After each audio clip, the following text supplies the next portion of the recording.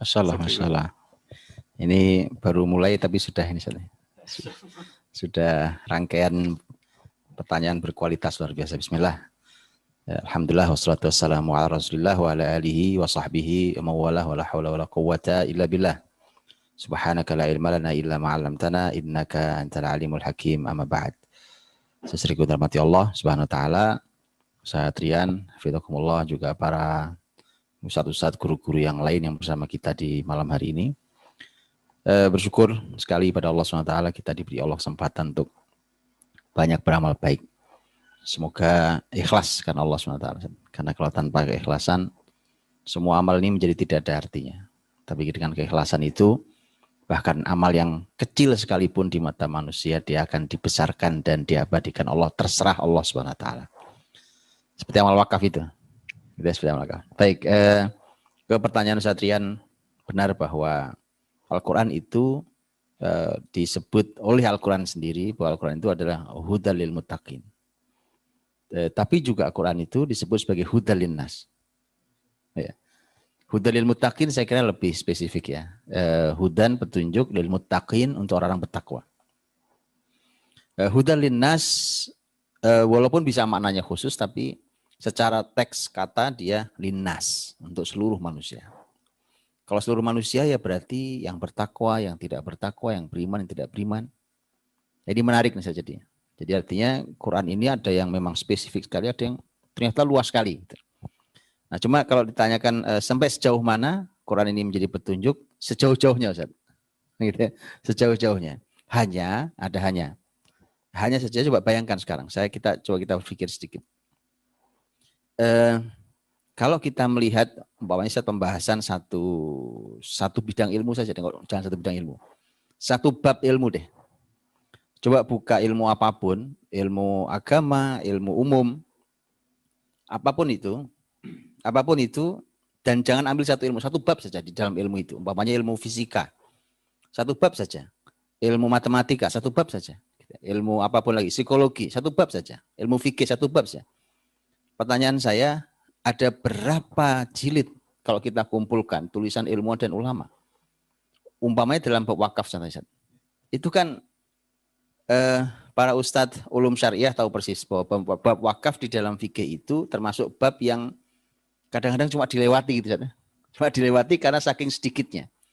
Tapi ternyata ketika dia dibahas secara spesifik, secara khusus, aplikasi lapangan, itu ternyata berapa banyak perpustakaan Islam. Saya pernah masuk perpustakaan, dan itu kitab-kitab wakaf satu perpustakaan sendiri, karena itu di Kementerian Wakaf waktu itu, Kementerian Wakaf di Kuwait.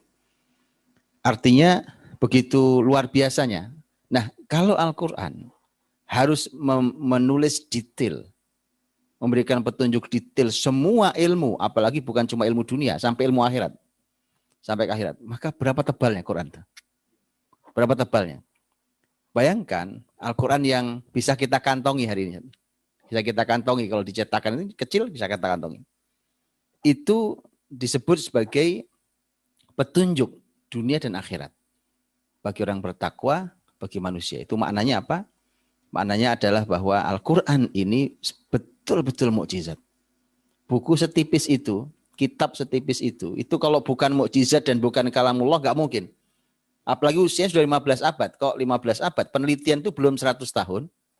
Sudah ada penelitian berikutnya yang menggagalkan, membatalkan penelitian tersebut. Nah ini kitab suci yang sudah 15 abad, dia bukan hanya mengawal yang sudah ada, bahkan dia memberi inspirasi yang belum ada. Itu dah satu. Karena itu kita harus pandai-pandai bergaul dengan Quran. Kalau kita ini akrab dengan Quran, maka Quran akan akrab dan memberikan apa saja yang kita perlukan untuk hidup ini. Nah, begitu saya kira. Ini luar biasa, Ustaz. Berarti memang ya itu menarik, Ustaz. Kalau seandainya Al-Quran harus menjelaskan detail kepada kita segala sesuatu, itu bisa akan panjang sekali dan luas sekali karena ilmu ini luar biasa luasnya, Ustaz. Dan mungkin Al-Quran juga diberikan Al-Quran kepada kita dengan bahasa Arab ini supaya dengan ringkas juga supaya kita memutar otak, supaya kita dituntut untuk jadi cerdas, dituntut untuk belajar, menuntut ilmu. Saya jadi ingat kemarin Saya kerja di Baitul Mal, Ustaz. Jadi pikiran kita kan ke rumah harta ini. Dan ketika saya baca surat Al-Baqarah 265, Ustaz, itu surat itu tentang wa matsalul ladzina yunfiquna amwalahum ibtigha'a mardatillah wa tathbita min anfusihim kamatsali jannatin birabwatin asabaha wabilun fa'atat ukulaha dhi'fain. Seperti orang yang berinfak itu seperti satu kebun di dataran tinggi yang ditimpa hujan deras, maka hasilnya 2 kali lipat. Dan kalau hujan nggak ditimpa ataupun embun, itu pun sudah cukup untuk menghasilkan buah. Saya waktu itu ke Aceh ketemu dengan salah satu pemilik kebun. Saya tanya, pemilik kebun kurma, kenapa kurma ini susah nggak Pak merawatnya? Beliau bilang tetap harus disiram. Kenapa harus disiram? Kita kan daerah tropis. Mungkin setiap pekan itu pasti ada hujan yang turun. Kenapa kita tetap harus siram, sementara di Arab sana dalam setahun mungkin cuma 3 kali 4 kali hujan turun, nggak perlu disiram. Harusnya kan nggak perlu disiram. Beliau bacakan ayat ini. Selama ini saya melihat ayat ini sebagai ayat tentang infak, ayat sedekah, tapi bagi petani ayat ini dilihat sebagai ayat untuk bagaimana bercocok tanam di dataran tinggi. Jadi memang betul sekali Ustaz, bagaimana kita melihat Al-Quran ini semakin jauh kita menggalinya dan semakin banyak Allah berikan ilmu untuk kita. Betul. Kemudian sedikit ini mungkin Ustaz. Sebenarnya kalau kita lihat Al-Quran, kalau mungkin dari kacamata ilmu pengetahuan sains dilihat, Al-Quran ini justru banyak berbicara bukan sains, kelihatannya Ustaz, tapi bicaranya cerita masa lalu Ustaz. Kisah-kisah, dan itu memakan porsi yang cukup banyak di Al-Quran Ustaz. Nah ini apa maksud pesan dari Al-Quran, apa yang Allah pesankan untuk kita, kenapa lebih banyak, kalau kita pikirkan kasih konsep nomor 1 ini, nomor 2 ini, nomor 3 ini gitu. Tapi kenapa disampaikan kisah dan seterusnya, ini kenapa Ustaz? Ya, luar biasa Ustaz. Tadi Antum sampaikan bahwa Quran memang bukan buku sains, bahkan juga bukan buku sejarah. Tapi yang menarik, ada sejarah, ada sains, dan ada sains dalam sejarah. Gitu ya. Ada sains dalam sejarah. Kita tahu bagaimana skill yang sangat tinggi yang harus dimiliki oleh seorang Nabi Nuh alaihissalam untuk membuat kapal. Itu sains luar biasa. Saya pernah mengisi di sebuah sekolah tinggi perkapalan, Ustaz. Dan saya tanya, ternyata mereka memang ahli dalam membuat kapal, menganalisa, segala macam lah. Ketika saya gambarkan tentang bagaimana kapal Nabi Nuh alaihissalam, sebagaimana tercatat di dalam buku-buku sejarah, terus saya tanya, ini kapal sehebat ini, itu kira-kira bisa Anda buat nggak? Jawabannya nggak. Wah, ini perlu teknologi sangat tinggi. Jadi artinya Nabi Nuh itu hebat sekali sainsnya, gitu kan? Sejarah, kita tahu sejarah tentang Zulkarnain, ya kan? Itu ngecornya saja saat itu. Itu dia tembok dicor, tapi ternyata menggunakan teknologinya bukan sembarang teknologi tembok. Ya, karena kita tahu ternyata di sana ada pembahasan besi, ya kan? Ada pembahasan besi yang dipanaskan dan kemudian dituangi, di sana ada timah dan segala macam. Jadi artinya teknologinya sangat tinggi. Jadi bahkan ada sains di dalam kisah. Yeah. Ketika Fir'aun memerintahkan pada Haman, ya kan, Haman buat sorh, buat benteng yang tinggi. Siapa tahu saya bisa ke langit. Fir'aun memang kurang ajar. Jadi siapa tahu saya ke langit, saya mau lihat Tuhannya Musa. Mak, di mana? Katanya Tuhannya di langit, saya mau lihat Tuhannya Musa. Siapa tahu saya nyampe ke langit. Membangun itu, dan ternyata ada kisah sangat panjang tentang nama Haman yang sangat misteri. Ternyata dalam kitab suci manapun Haman itu sulit dijumpai atau tidak dijumpai. Makanya ketika Quran menyatakan ada nama di tokoh besar dekat dengan Fir'aun namanya Haman, oleh Quran, itu ternyata salah satu mukjizat Quran. Oke, jadi artinya kenapa kisah? Ternyata ini contohnya. Ternyata kisah itu bahkan bisa menguraikan kepada kita banyak hal. Tadi saya cerita tentang kisah Haman itu. Kisah Haman itu ternyata kisah yang bisa membuat ilmuwan besar masuk Islam. Karena setelah dia sebagai seorang ahli dunia Fir'aun, gitu kan, ahli tentang Fir'aun itu kemudian penelitian panjang, dan dia hanya menemukan, sampai dia katakan tidak mungkin ada kitab suci yang usianya sudah ada buku yang usianya sudah 15 abad yang lalu, kemudian dia bisa mengungkap Haman itu siapa. Karena tidak ada tempat manapun Haman, dan itu sulit ditemui, bahkan banyak mengatakan Haman itu enggak ada. Tapi ternyata Quran mengatakan bahwa Fir'aun langsung perintah pada Haman, berarti Haman orang dekatnya Fir'aun. Dan ternyata terungkap di dalam literatur yang dia teliti, ilmuwan teliti ini, ternyata Haman itu ternyata dia seorang arsitek, ahli bangunan. Yang diungkap Quran apa? Haman, bangunkan untukku benteng, bangunan tinggi. Ya kan? Artinya dari situ saja luar biasa. Artinya kisah-kisah itu mengungkap hal yang luar biasa. Teknologi, sains, termasuk pembahasan sangat penting dalam kehidupan kita, akidah. Pembahasan akidah, kita tahu para nabi dan rasul. Para nabi dan rasul, apa yang mereka sampaikan ternyata sama dari nabi ke nabi. Ya. Mereka semua mengajak untuk beribadahnya pada Allah Subhanahu wa taala, tidak boleh berbuat kemusyrikan sama sekali. Kemudian mereka membimbing masyarakatnya, tema ibadah, tema akhlak, tema syariat ini, dan seterusnya. Belum lagi kisah-kisah tentang orang-orang yang celaka, orang-orang yang jahat, orang-orang yang buruk. Kemudian pertarungan antara hak dan batil. Yang itu selalu ada. Dari sejak zaman pertama manusia turun ke bumi, berarti sampai kapan pun. Jadi kalau kita gini, kalau kita cinta damai, itu maknanya bukan berarti tidak ada pertarungan. Dan maknanya bukan berarti kita tidak menyiapkan diri untuk pertarungan itu. Karena itu sunatullah, Anda setuju atau tidak setuju, ridho atau tidak ridho, pertarungan hak dan batil itu terus berjalan. Anda terlibat atau tidak terlibat, ya kan? Anda mau memilih kursinya duduk di mana atau tidak memilih, ya maka dia pasti terjadi. Pertarungan hak dan batil. Ini jadi artinya kita dari kisah itu semacam begini. Saya simpulkan satu poin saja. Ada banyak teori dalam Quran, dalam hadis Nabi, atau teori apapun. Nah, sejarah itu adalah merupakan praktek dan pembuktian teori. Kadang-kadang kita dikasih teori, sulit menjalankannya karena teori. Bahkan teori yang sama di tangan saya, di tangan Ustadz Rian, itu prakteknya bisa beda. Padahal teorinya sama. Begitu ada contohnya kita tahu, oh ini maksudnya.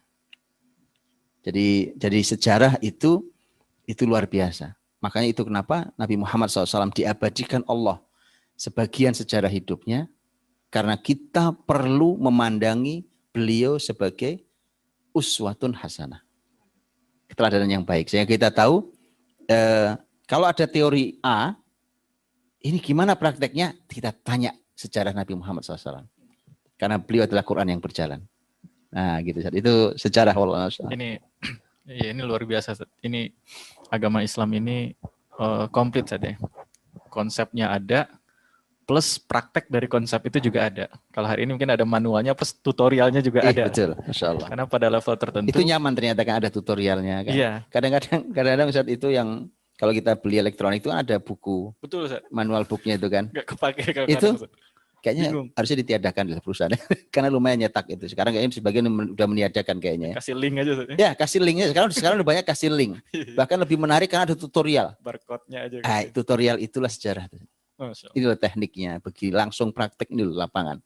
Teorinya begini, dibaca kita bingung. Kita lihat, nggak bisa juga kadang-kadang. Iya, betul. Mungkin bagi sebagian orang yang punya, mungkin waktu itu saya beli vacuum cleaner. Akhirnya saya buka YouTube, terus klik di YouTube, judul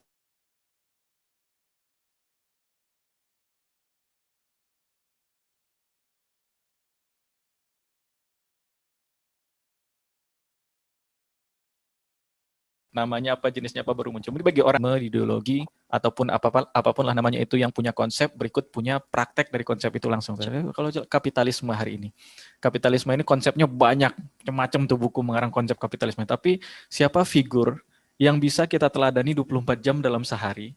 Setiap langkahnya kita teladani sebagai figur kapitalisme. Nggak ada juga tuh.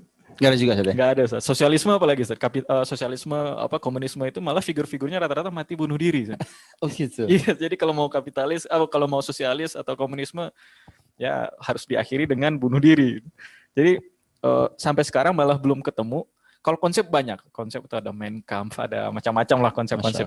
Cuman belum ketemu mana figur yang bisa ditiru 24 jam, even seluruh hidupnya bisa ditiru dari situ. Dan saya teringat Abdul Bagus. Iya.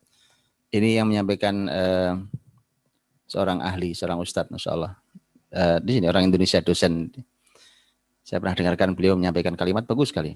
Beliau mengatakan begini, Kata beliau, waktu itu ceritanya sedang ramai Ustaz, pertarungan pembahasan tentang namanya ilmu hermeneutik.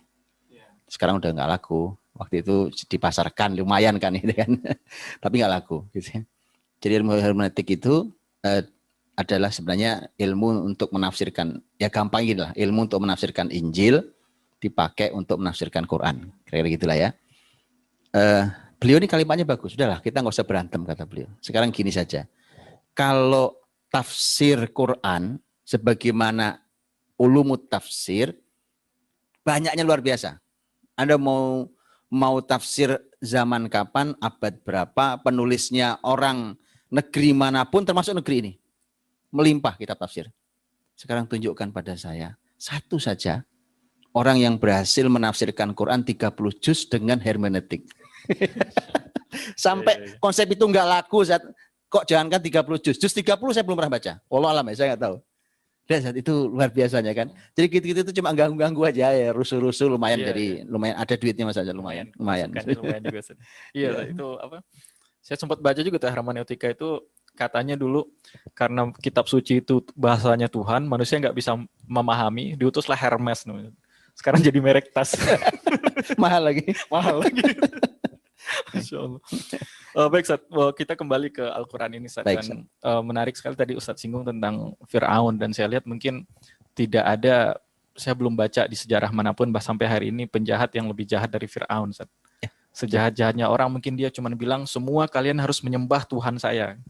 Tapi dia bilang saya itu Tuhannya. Ini levelnya udah level beda sekali, Ustaz. Dan mungkin menarik juga kalau kita mengambil satu kisah saja, karena kan tadi kita bahas Al-Quran itu cukup banyak kisah yang dikutip, yang dipaparkan oleh Al-Quran di sana, pasti itu kisah pilihan, karena kan dari semua kisah Nabi Sulaiman yang ada beberapa kisah saja yang dikutip oleh Al-Quran. Dari kisah Nabi Ibrahim yang ada beberapa kisah yang dikutip, tapi di Al-Quran itu ternyata paling banyak, kalau saya lihat, kalau nggak salah saya lihat itu paling banyak masalah kisah Nabi Musa misalnya. Tepat. Mungkin ada yang lebih banyak. Mungkin kita Nabi Musa paling banyak. Tepat. Nabiullah Musa kisah paling banyak disebut dalam Quran. Iya. Nah itu kenapa Ustaz ya? Kenapa Nabi Musa? Sedangkan mungkin kalau kita lihat Nabi Sulaiman punya kepemimpinan bukan jangan manusia, jin, angin itu bisa diperintah oleh Nabi Sulaiman. Ya, kenapa Nabi Musa itu pertanyaan juga mungkin. Saya suka dengan perbandingan Nabi Musa dengan Nabi Sulaiman nih. Sekarang gini deh. Kita nih, saya cerita sedikit ya. Dengarkan cerita saya tentang Nabi Sulaiman. Sulaiman alaihissalam. Sulaiman alaihissalam itu pergi kemana-mana pakai angin. Itu pakai angin. Quran bicara itu. Ya. Itu sampai ghudu wa syahr wa ruha syahr. Jadi itu pergi bisa sebulan, itu angin tuh begitu luar biasa kecepatannya. Ya. Nabi Sulaiman alaihissalam punya kerajaan. Kerajaannya membuat seorang ratu saja bingung. Ratu Bilqis. Kalau kita bingung, itu wajar. Rakyat jelata wajar. Tapi ratu juga bingung lihat kehebatan kerajaan itu luar biasa. Kalau kita di pelataran kerajaan Sulaiman, kalau kita baca itu, saya kalau baca tentang kerajaan Sulaiman alaihissalam itu di pelataran itu kan, dan Quran juga mengatakan itu dibuatkan berbagai macam bangunan, hiasan dalam bentuk yang besar-besar yang tidak mungkin dibangun manusia. Dengan segala macam perhiasan itu. Istana berlapis kaca, ya kan, sehingga di fikirnya ada air gitu ya. Segala macam pasukan kalau dia sedang bariskan itu dibariskan dari mulai pasukan manusia, pasukan jin, pasukan burung dibariskan dan semua dikontrol oleh Sulaiman. Oke.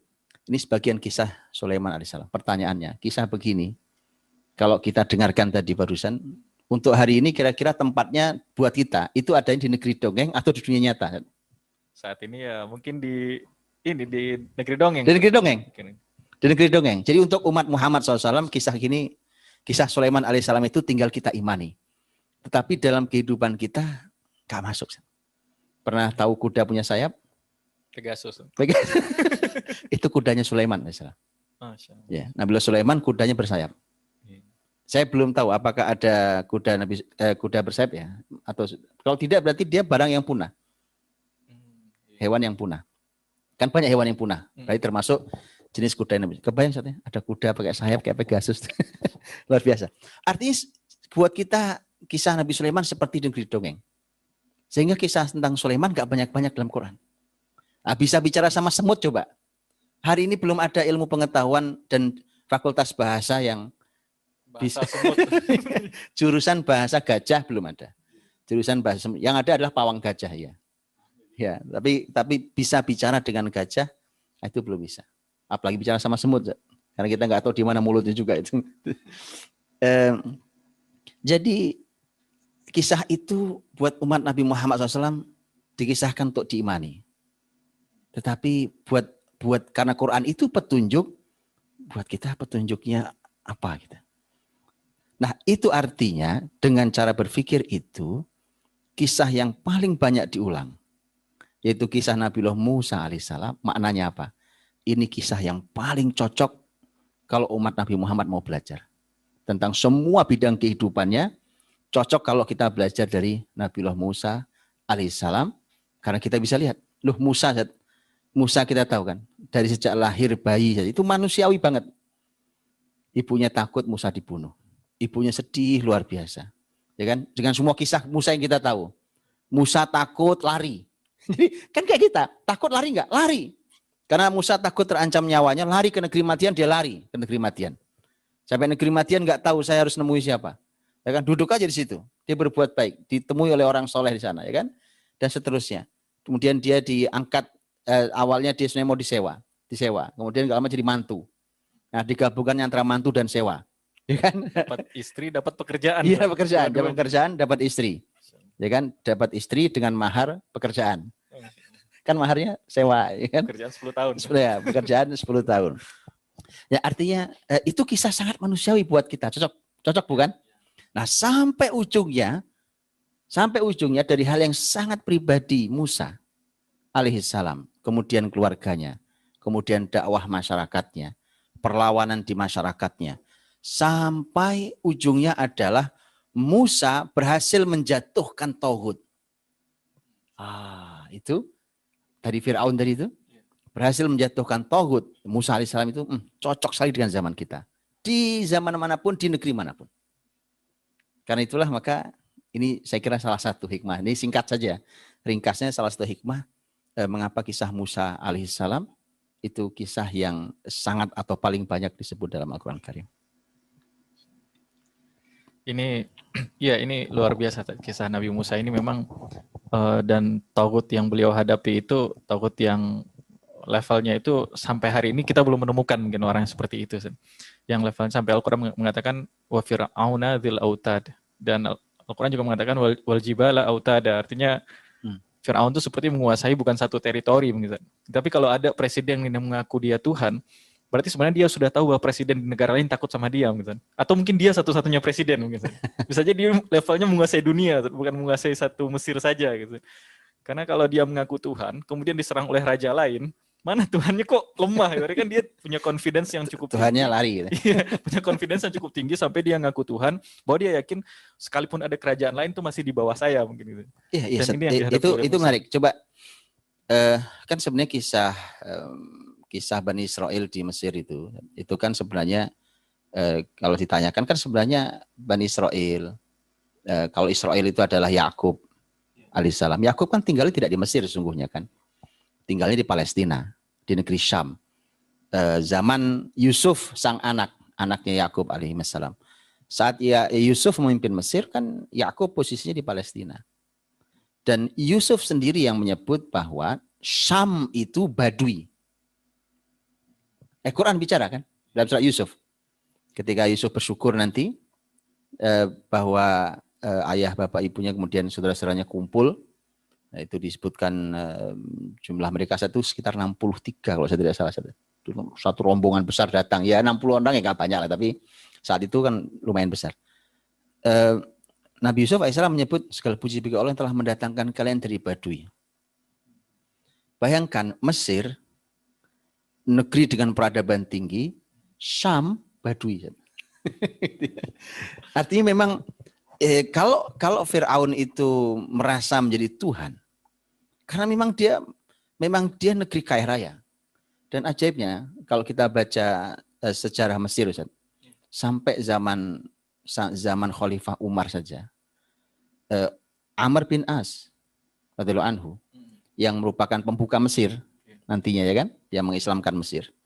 Amr bin As radhiyallahu anhu itu kirim surat ke Umar, kalimatnya apa? Mesir itu negeri yang kaya dan pertahanannya lemah.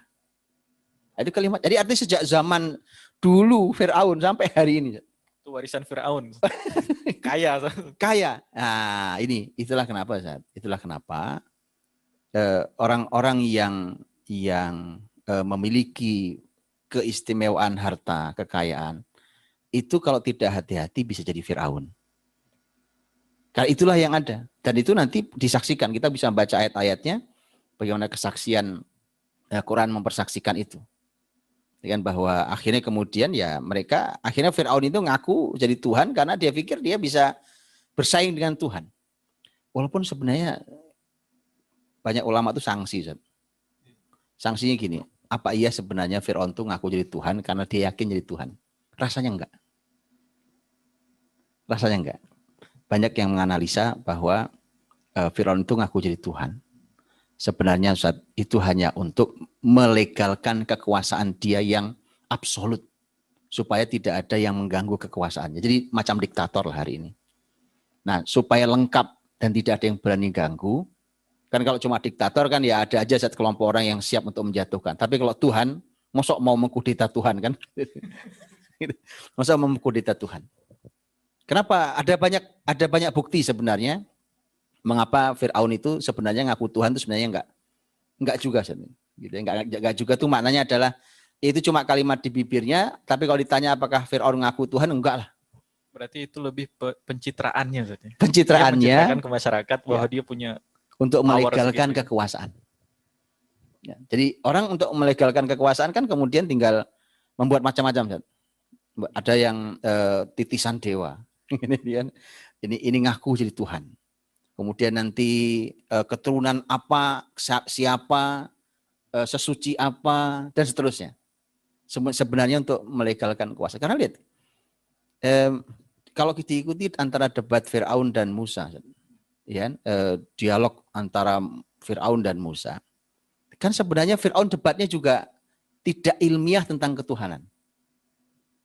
Kalau dia betul Tuhan kan dia tinggal tunjukkan, dia tinggal buktikan, dia siap berdebat sampai kapanpun secara ilmiah tentang ketuhanan karena dia Tuhan. Tapi Firaun nggak minat. Coba cek dari Quran. Firaun itu debat dengan Musa alaihissalam itu yang panjang bukan tentang ketuhanan. Bukan tentang ketuhanan. Karena Firaun tahu juga nih kalau di debat sekalipun, apalagi yang diajak debat adalah anak yang dibesarkan sejak awal di istana. Diduga namanya tinggal di istana. Diduga Musa itu paham betul tentang Firaun. Kan tinggal di istana. Paham betul. Jadi kalau ngaku Tuhan tuh akan diketawain Musa kayaknya. Kan dari kecil Musa tinggal di istana. Ya, jadi artinya Firaun begitu. Makanya ketika dia terdesak sedikit saja, itu sudah menjelang tenggelam di Laut Merah kan, akhirnya dia mengatakan aku beriman pada Tuhannya Bani Israel. Kalau Tuhan nggak perlulah. Jadi sejak awal pun sebenarnya dia tidak percaya dia Tuhan. Tapi dia harus mengatakan ana rabbukumul a'la. Aku adalah Tuhanmu, Rob kalian yang maha tinggi. Itu karena untuk melegalkan kekuasaan dan mereka-mereka yang melegalkan kekuasaan dengan berbagai macam metode itu sebenarnya nggak akan jauh dengan gaya Firaun. Cuma Firaun guru besar itu aja. Yang lainnya kan masih kecil-kecil lah ya kan. Yang lain ngaku titisan apa, yang satu ngaku keturunan siapa, yang satu saya ini dititipi pesan, gitu-gitulah gitu. Tapi gayanya gaya Firaun sama. Karena Firaun ya gayanya, kalau Firaun langsung aja, udah nggak usah, aku aja Tuhan. Kalau yang lain kan masih ngaku, aku nih, dulu, ya gitulah ya kan ini. Kalau Firaun lah kelamaan, aku aja Tuhan gitu. Tapi Firaun memang ini juga tidak bicara dari nol. Maksud saya begini, kalau tiba-tiba gini contohnya, rakyatnya sengsara, umpamanya ya Ustaz. Kemudian masyarakatnya tidak terlayani dengan baik. Oke, makan aja susah, keamanan masalah. Tiba-tiba rajanya ngaku jadi Tuhan. Percaya? Susah dipercaya. Tapi karena Mesir itu kaya. Mesir itu kaya sekali. Ya, kayaknya kita boleh buka Ustaz. Buka salah satu ini Ustaz. Pembahasan Quran Ustaz. Salah satu yang menarik juga pembahasan tentang Fir'aun ini Ustaz. Coba kita lihat ya. Surah Az-Zukhruf Ustaz. Surah Az-Zukhruf. Zukhruf itu juga surat yang bicara tentang Fir'aun, ada beberapa ayatnya, coba lihat ya. Lihat umpamanya ayat yang ke-51. 51. Sastriku Az-Zukhruf 51. Surat ke-43 saya. 43. Iya, sebelum kita bicara saat gini. Sebelum kita bacakan. Kalau para ahli sejarah mengatakan bahwa sejarah itu pelajaran. Ya, Quran sendiri bahkan mengatakan dia adalah ibrah. Sebagian ahli sejarah mengatakan bahwa sejarah mengulangi dirinya sendiri. Kalau membaca kisah Fir'aun itu jangan ada dalam diri kita bahwa ini kisah Raja Mesir yang dulu yang nggak terulang. Nabi Muhammad saja ketika mendapatkan ayat tentang Fir'aun, kemudian Nabi Muhammad mendefinisikan Abu Jahal itu Fir'aun hadhil ummah. Abu Jahal itu ketika mati, Nabi Muhammad berkata, Allahu Akbar, hadha Fir'aunu hadhil ummah. Jadi di zaman Nabi Muhammad, Fir'aunnya namanya Abu Jahal. Tapi teman-teman jangan sembarangan. Yang ternyari Fir'aun, kita cari Fir'aun abad ini siapa, jangan dulu ya. Hati-hati. Tapi maksud saya ingin sampaikan bahwa sejarah itu hidup di zaman manapun. Baik, kita baca ya. A'udzubillahi minasyaitonirrajim. Az-Zukhruf 51. Wa nada Fir'aunu fi qaumi. Fir'aun itu bicara di hadapan masyarakat. Ini apa sih? Pidato apa ini? Ya kan? Pidato pemimpin tadi. Ini kan momentumnya kurang lebih kayak apa ya kan? Ini pidato besar ya kan, di lapangan besar di hadapan kaumnya. Qala ya qaum. Kakak Firaun. Hai kaum. Alaysa li mulku Misra. Tuh, jadi bukankah kerajaan Mesir punya saya? Itu pengakuan dia menunjukkan dia sangat kuat. Dari semua sisi, betul tidak? Secara militer dia kuat. Sehingga dia bisa ngakui. Gini. Presiden Indonesia. Ada nggak yang berani ngomong gini? Nggak ada. Bukankah Indonesia punya saya? Kan nggak ada yang berani. Kenapa? Karena dia sadar dia nggak sekuat Firaun. Gitu ya. Kalau Firaun kuat sekali. Makanya kenapa dia ngaku Tuhan? Sekalian aja ngaku Tuhan lah. Biar sekalian legal gitu, ditancepin pakunya sekalian. Tapi lihat. Pengakuan itu bukan hanya masalah kekuatan. Tapi ini indikasinya kesejahteraan. Apa indikasi? Kalimat setelahnya. Wahadhil anharu tajri min tahti. Ini sungai-sungai mengalir dari di bawahku ini. Ini ada 2 poin penting. Pertama, kayak kalau kita baca ayat Quran tentang surga itu selalu ada jannah tajri min tahtihal anhar. Kebun-kebun yang di bawahnya mengalir sungai-sungai. Jadi makanya Fir'aun pengen ngaku Tuhan tapi pakai isyarat ini gitu. Nampaknya Fir'aun tahu ini tentang tema surga. Jadi lihat nih, sungai-sungai mengalir di bawahku. Ini punya bukti bahwa. Tapi yang kedua, yang menarik juga menurut saya, dan ini sejak zaman dulu Fir'aun sampai zaman peradaban Islam, bahkan setelah Rasul.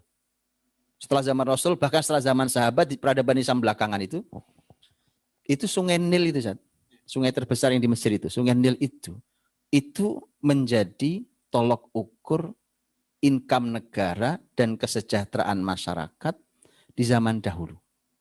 Makanya dulu, dan sampai sekarang masih ada, saya dengar bangunannya, tapi sudah tidak dipakai, ada mikyas itu. Jadi ada ukuran untuk mengukur, mengukurnya caranya adalah mengukur air sungai Nil. Dengan diukur itu, begitu turun kita ngelihat mikyas seberapa, itu ahli tahu. Oh, tahun ini diperkirakan income negara sekian, ya kan, pendapatan per kapita sekian, maka berarti kesejahteraan sekian. Maka negara harus melakukan apa? Jadi dari dulu ternyata sungai di Mesir itu ternyata adalah merupakan tolak ukur kesejahteraan. Nah, jadi Fir'aun ingin menunjukkan sejahtera toh kalian? Gitu kan? Sejahtera kan kalian ini? Lihat nih sungai di bawahku nih mengalir terus, kan? Ini artinya jangan usah khawatir, kesejahteraan terus mengalir. Jadi artinya Fir'aun itu ngaku Tuhan nggak dari kosong. Gitu loh. Jadi maksud saya ini pelajaran ya buat siapapun yang mau jadi Fir'aun. Maksud saya begini,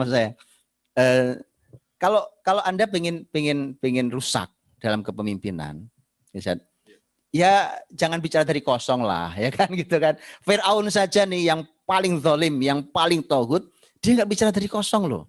Dia mensejahterakan masyarakatnya, dia dia punya kekuatan militer, dia menjamin keamanan negara dan seterusnya. Nah, setelah itu ngaku jadi Tuhan. Nah, ini artinya bahwa Firaun ini ya ini pelajaran-pelajaran luar biasa. Dan ini sebenarnya begini kan. Kalau Firaun ini oleh Quran ini, kalau kita punya waktu kita bisa sampai subuh bahas Firaun. Kayaknya nanti ada pembahasan fase-fase hidupnya Iya. Firaun.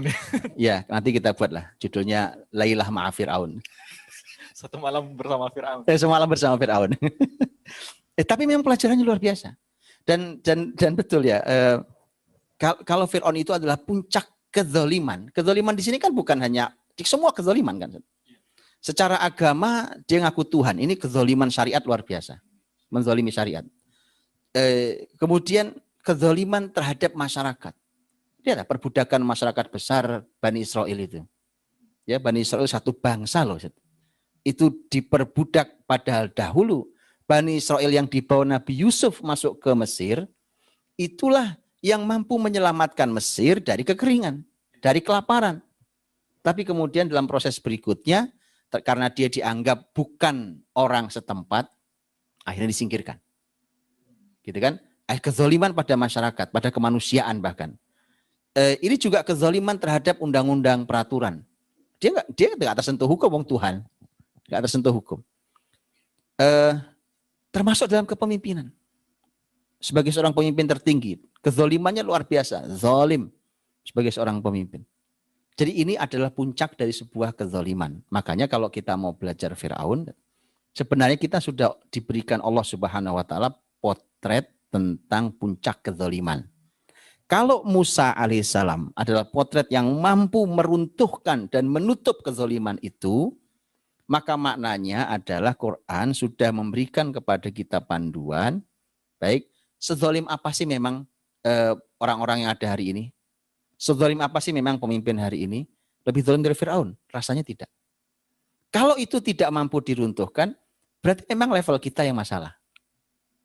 Kan gitu. Contohnya ada di Musa alaihissalam. Ini orang yang luar biasa yang Allah hadirkan dan mampu menjatuhkan puncak kezaliman.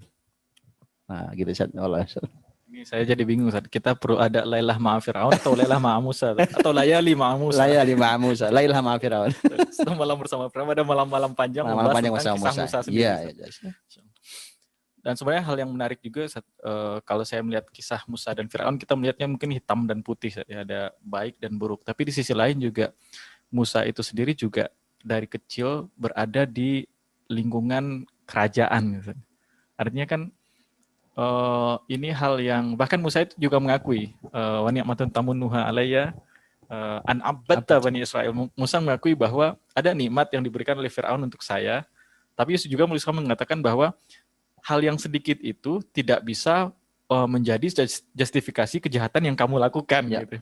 Jadi ada hal yang kalau kita kan biasa melihat ada orang berbuat jahat, nggak ada sedikit pun kebaikan di dia, atau ada orang kebaikan berbuat baik seolah-olah dia nggak punya sedikit pun kejahatan. Jadi ekspektasi kadang terlalu ekstrim kanan, ekstrim kiri, Yeah. terlalu tinggi, terlalu rendah. Ternyata di kisah Firaun dan Musa ini dipaparkan bahwa Musa masih mengiyakan bahwa Firaun waktu Musa masih kecil memberikan kebaikan untuk Musa, itu ada nikmat yang diberikan untuk Musa.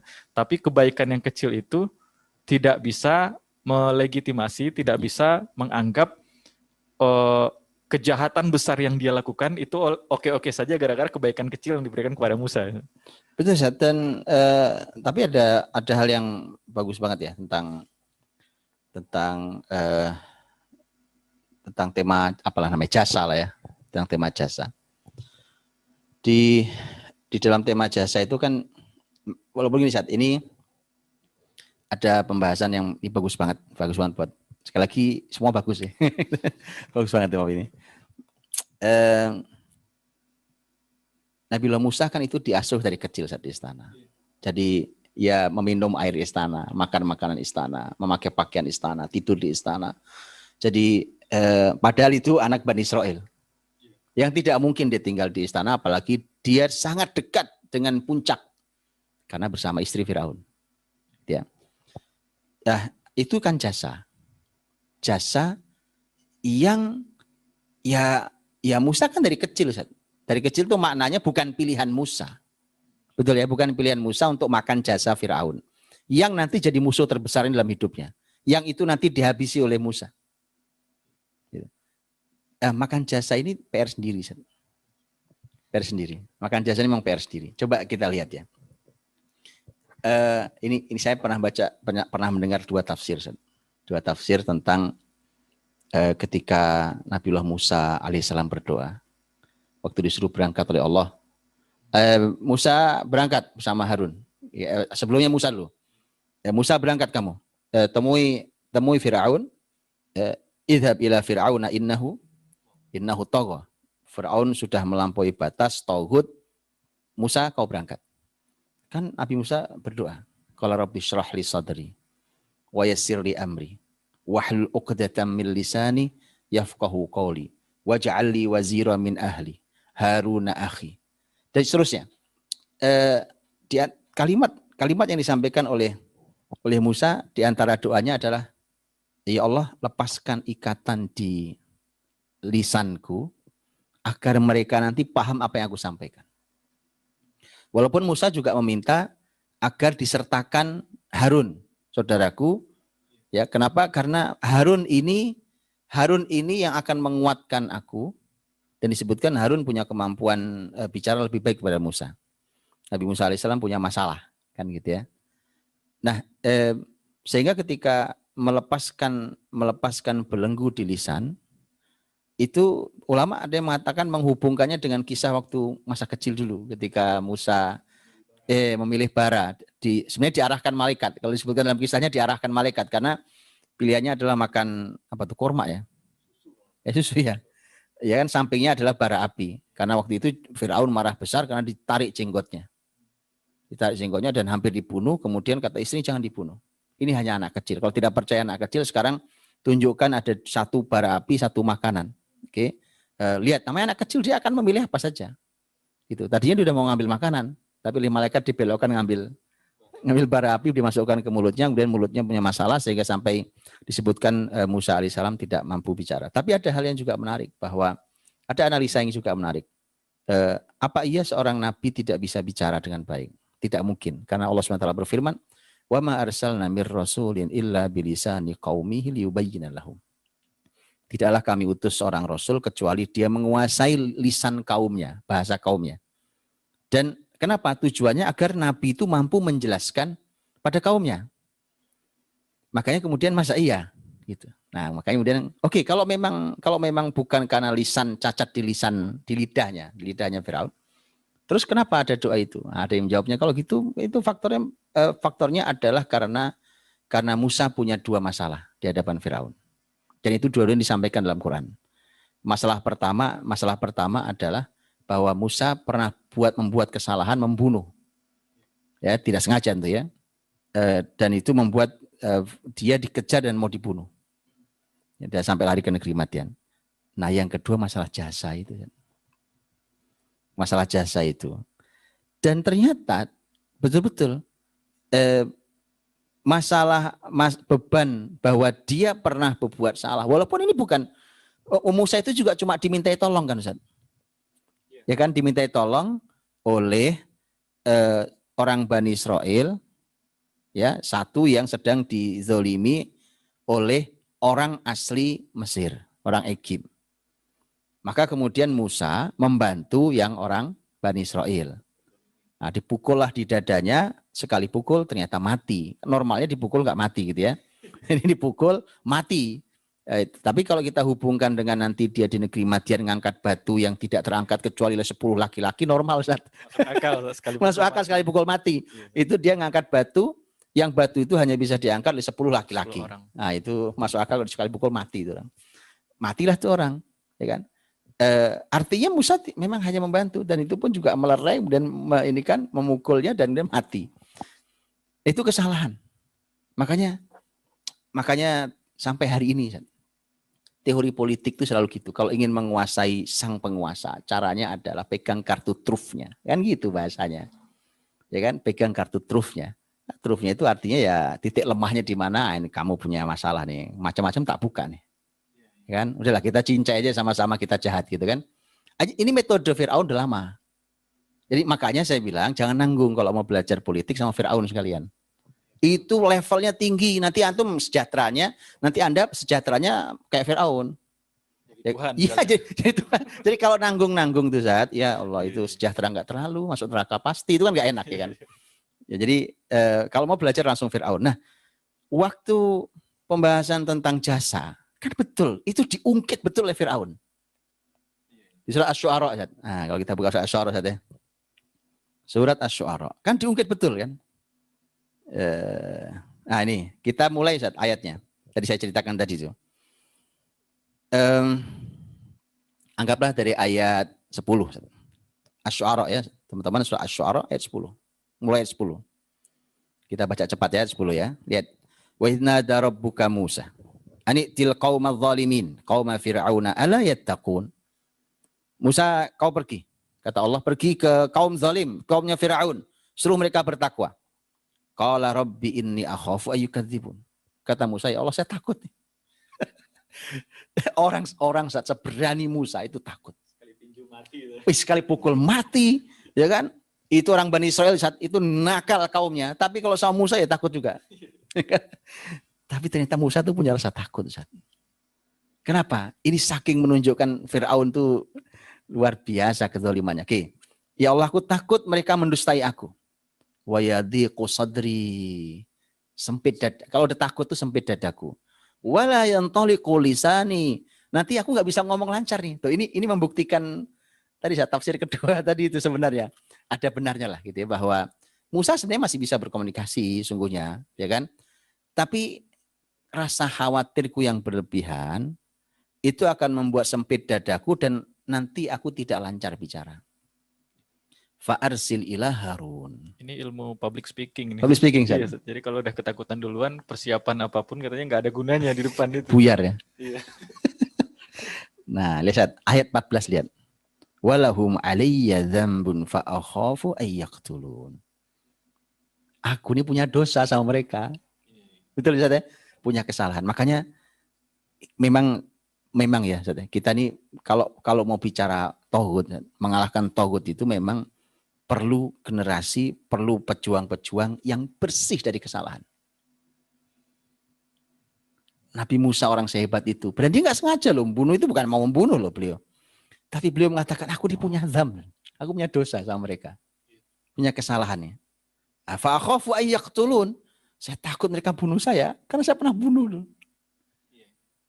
Ini masalah. Ya kan, Zat? Hari ini Zat, kalau banyak orang-orang baik Zat, itu kejahatan dia yang terekam di media, di sosial media ataupun di internet, itu diputar balik kan. Kemarin saya ada isu ini Zat. Jejak digital. Michael Jackson ketika dia masuk Islam Zat, itu kan ada yang macam-macam isunya. Dia ada yang bilang masuk Islam, ada yang bilang nggak masuk Islam. Tapi yang pasti adalah ketika isu dia masuk Islam muncul, bersamaan dengan itu dikeluarkan isu kalau dia pedofil. Selama ini isu itu kemana aja? Kenapa munculnya setelah ada isu Michael Jackson masuk Islam? Jadi kayaknya gurunya Fir'aun ya, seguru juga kan? Iya, Zat. Makanya gini lah Zat, kan tadi antum bilang ya tentang kapitalisme, liberalisme, apalah namanya ya. Belajar politik hari ini, kepemimpinan apa, nanggung loh menurut saya. Sini saya ajari di Quran. Betulan kan Zat ya? Ini Qurani banget loh. Saya tunjukkan gimana caranya Fir'aun. Saya nggak ngajari antum jahat, enggak. Karena nanti pasti akan saya ajarkan pada Anda, ujungnya Fir'aun mati sengsara. Pasti saya ajarkan. Dan sebelum mati Allah siksa dulu. Bukan cuma di tenggelam di Laut Merah kan? Ya kan? Ada banyak siksaan yang sebenarnya teguran buat Fir'aun. Nah itu pasti akan saya sampaikan juga, ya kan? Tapi nanggung lah belajar politik, kepemimpinan itu dari kapitalisme, dari liberalis, dari apalagi Yahudi, nanggung. Fir'aun ini sudah contoh tertinggi. Gitu ya, ayo yang mau belajar. Ini ngeri, malam ini ngeri. Kayaknya hujan deras ini. Namanya Pharaoh leadership. Pharaoh leadership. Oke, lihat ya, kita lanjut ayatnya ya. Qala kalla Fadhhaba bi ayatina inna ma'akum mustami'un. Kata Allah, enggak mungkin. Enggak mungkin kamu akan dibunuh. Pergi saja kamu berdua dengan ayat, membawa ayat kami akan bersamamu selalu mendengar. Fa'tiya Fir'aun faqula inna rasulu rabbil alamin. Datang aja ke Fir'aun, kemudian katakan kami berdua ini utusan Rabbul Alamin. An arsil ma'ana Bani Israel. Lepaskan Bani Israel, kami akan bawa pergi. Jangan diperbudak lagi, kami akan bawa pergi dari Mesir ini. Apa jawaban Fir'aun begitu menghadap? Qala alam nurabbika fina walida walabista fina min umurika sinin. Fir'aun mengatakan, loh Musa, kan dulu kamu di istana kami yang didik. Waktu kau masih kecil, masih walida. Dan kamu tinggal di sini loh bertahun-tahun, di istana ini loh. Sama kami tinggalnya, kami yang didik kamu loh. Ah, ini masalah jasa diantaranya. Terus satu lagi, Zat. Ini ada kalimat tarbiyah loh. Alam nurabbika. Betul, Zat? Ya? Nurabbika dari tarbiyah kan? Tarbiyah. Jadi ada namanya tarbiyah Fir'auniyah, Zat. Tarbiyah Fir'auniyah itu ternyata memang juga digunakan untuk menjebak orang-orang besar di kemudian hari. Kan kamu saya loh yang ngajari dulu loh, ya kan? Yang ngasih beasiswa dulu saya. Dulu saya sekolahkan saya loh, ya kan? Dulu yang mendidik saya loh. Emang kamu ngerti gini-gini? Ngerti saya dulu mentor kamu. Iya. Ini namanya tarbiyah Fir'auniyah. Sudah ada kan? Jadi silakan dibuka Asy-Syu'ara ayat 18. Jadi Fir'aun itu juga punya kepedulian tentang tarbiyah. Iya. Tapi ternyata ini hanya untuk disebut nanti di kemudian hari ketika Fir'aun perlu menyebut-nyebut jasa. Alam nurabbika fina walida walabista fina min umurika sinin. Dan kamu di sini, nah kalau yang poin kedua itu adalah jasa. Kamu kan tinggal menghabiskan usiamu di sini bertahun-tahun. Itu masalah jasa. Nah makanya bagaimana mau mengalahkan Togut kalau dia makan jasa Togut itu? Bagaimana mau mengalahkan orang zalim kalau dia juga masih suka bagi-bagi sama orang zalim itu? Gitu, Zat. Nggak mungkin lah. Itu mustahil. Zat. Musa alaihissalam saja yang tidak sedang, kan ini kan bukan pilihan Musa sekali lagi.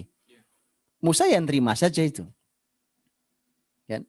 Nah, kemudian, dan betul saja, Zat, kekhawatiran Musa bahwa akan diungkit kesalahan saya, diungkit ayat 19.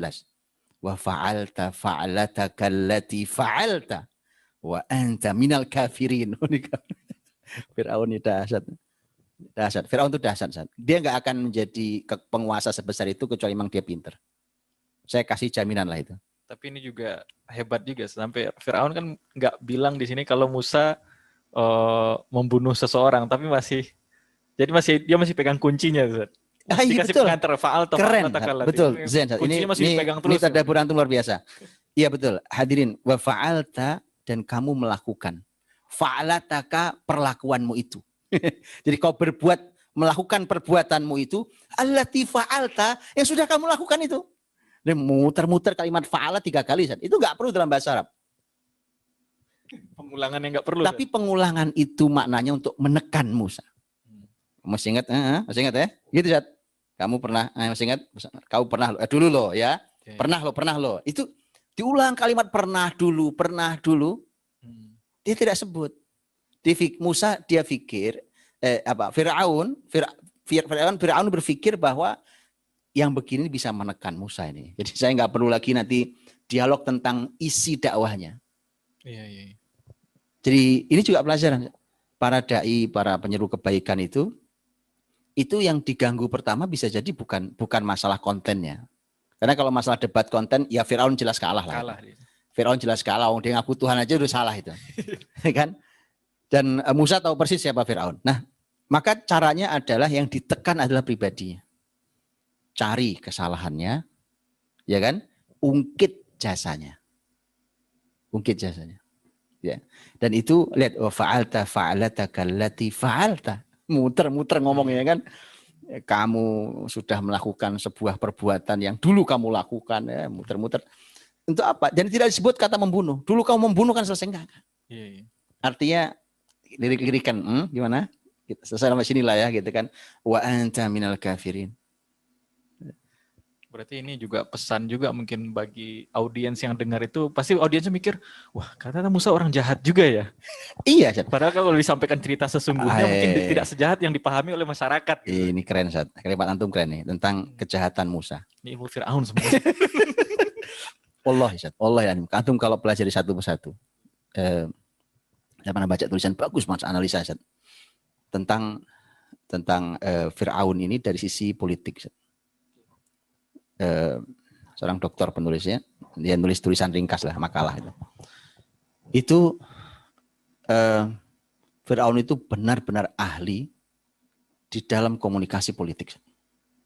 Makanya tadi saya bilang, gimana kalau kita buat Pharaoh leadership, habis itu Pharaoh apa lagi? Itu saat politik communication lah itu. Government gitu. Pemerintahan Fir'aun. Pemerintahan Fir'aun. Enggak biar enggak nanggung saat belajarnya. Kalau belajarnya cuma kapitalis, liberalis, ya lah belum 100 tahun udah rontok Zat. Fir'aun berapa lama coba? Betul kan? Fir'aun bisa lama sekali dengan kekuasaan yang enggak nanggung. Itu loh, ya kan? Mudah-mudahan malam ini kita tidak berbuat kesalahan Zat. Memberi inspirasi kejahatan. Tidak, memang ini Quran, saya ingin sampaikan bahwa begitu dalamnya Quran. Dan ini kan sudah dikasih penawarnya. Penawarnya adalah Musa alaihissalam dan Harun alaihissalam. Itu yang harus kita pelajari. Cuma kita ingin tahu seperti apa sih tabiat kejahatan itu. Tabiat kejahatan itu sehingga nanti kita tahu kalau ada sebuah kejahatan. Ya ini arahnya kemana, kita tahu arahnya. Lah Anda nggak lebih jahat dari Fir'aun lah. Anda ngaku jadi Tuhan nggak berani kok. Gitu kan. Nah itu ada tulisan bagus banget tentang bagaimana Fir'aun itu menguasai betul opini masyarakatnya, menguasai betul tentang seluruh para punggawa di kerajaannya itu, bagaimana cara dia menguasai media, itu jago banget. Jadi kalau hari ini kalau hari ini orang mau besar, mau menang, dia kuasai media, lah jagoan Fir'aun. Fir'aun udah lebih dulu. Lebih dulu, dia lebih jago. Fir'aun mengendalikan media itu lebih jago. Ya, itu boleh nanti kita coba lihat ya, nanti beberapa ayat ya. Bagaimana dia umpamanya mencoba untuk, contoh gini, memutar balik fakta. Memutar balik fakta umpamanya. Dia putar balik fakta. Ketika tadi contohnya surat apa tadi? Contohnya tadi surat Asy-Syu'ara barusan lah. Iya. Itu kan dialog di depan banyak orang. Iya. Dialog di depan banyak orang, kemudian dia membuat sebuah opini tentang Musa ini bukan siapa-siapa, ya kan? Bukan orang baik.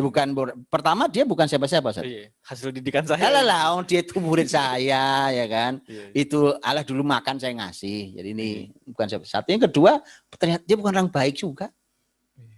Sudahlah, nggak usah bicara akhlak ya kan, ya kamu akhlak aja nggak beres itu, nggak usah urus. Jadi dan itu disampaikan oleh Fir'aun itu dengan berbagai macam bahasa.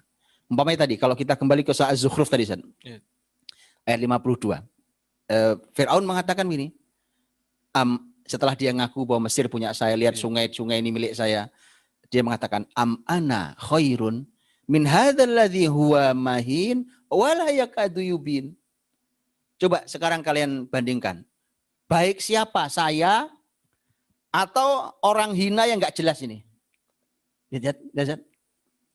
Masyarakat yang mendapatkan kesejahteraan dari Fir'aun. Dia pasti akan menjawab, oh Anda yang luar biasa. Siapa? Oh ini cuma preman jalanan Musa ini. Ya kan, ini kan preman jalanan, teroris yang mengajak kita untuk radikal ya kan. Ini apa? Yang di mobil kan ada ban, talinya, tali ban. Iya. Dan tolak ukur Fir'aun juga urusannya memang duniawi. Jadi memang yang selalu disuarakan oleh Fir'aun itu masalah duniawi kesejahteraan. Jadi tadi ya, siapa yang lebih baik? Saya atau orang hina yang enggak jelas ini? Nah, lihat ayat selanjutnya. Falaula ulqiya alaihi aswiratum min dhahab. Au jaa ma'ahul malaikatu muqtarinin. Coba, kalau betul dia nabi, kenapa dia enggak punya gelang-gelang emas? Coba Zat. Logika apa yang dipakai oleh Fir'aun? Paham Zat? Tapi diterima oleh masyarakat. Jadi karena gini, tidak tiba-tiba Firaun itu membangun logika bahwa pokoknya ini bukan nabi, enggak begitu. Dia bangun logikanya, dia kasih landasan berpikir masyarakatnya terus dibangun sampai kemudian sampai pada kalimat yang bahkan tidak logis sekalipun. Coba kalau betul dia nabi, kenapa dia tidak punya gelang-gelang emas? Atau dia datang bersama malaikat? Kalau betul dia nabi. Sekarang oke lah kalau bersama malaikat oke. Tapi urusan gelang emas apa? Tapi itu logika sudah benar di mata pengikut dan rakyatnya Firaun. Kenapa? Karena sudah dibangun logika bahwa kalau namanya Tuhan mesti kaya raya. Ya. Kalau Tuhan itu kaya, maka nabi yang diutusnya mesti beremas-emas. Ya. Jadi kalau sekarang dia melarat miskin, ya kan malah itu makan dari istana saya. Dari mana dia jadi nabi? Jadi dia jago saat menguasai opini itu jago sekali. Itu kalau mau belajar tentang media, nah ini juga sama. Ayo kita belajar. Media. Iya, Zat. Itu juga penguasaan penguasaan opini yang luar biasa, ya kan? Nah, begitu seterusnya. Dan bahkan kemudian Firaun itu ada ayat yang juga sangat unik, Ustaz. Tentang Firaun itu. Ini yuk kita buka saja ya ayatnya. Coba kita buka ayatnya ya.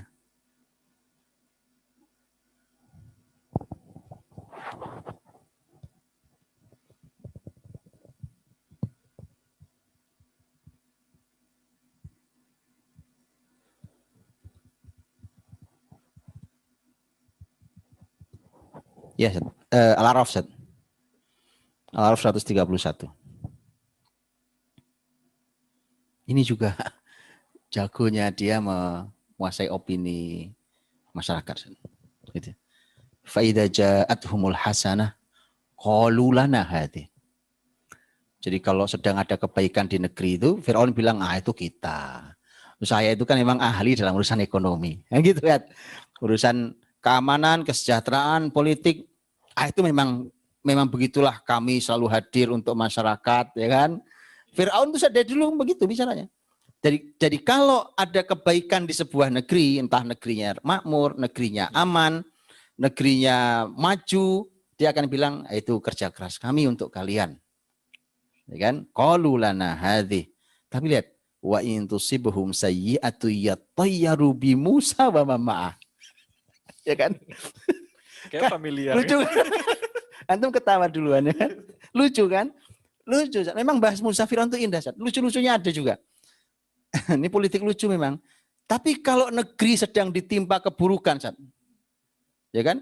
Maka Firaun akan bilang, ini gara-gara sialnya nih, bawaan sialnya Musa dan anak buahnya. Kan gara-gara Musa ya melakukan teror di negeri ini, maka para investor tidak masuk. Gitu-gitu.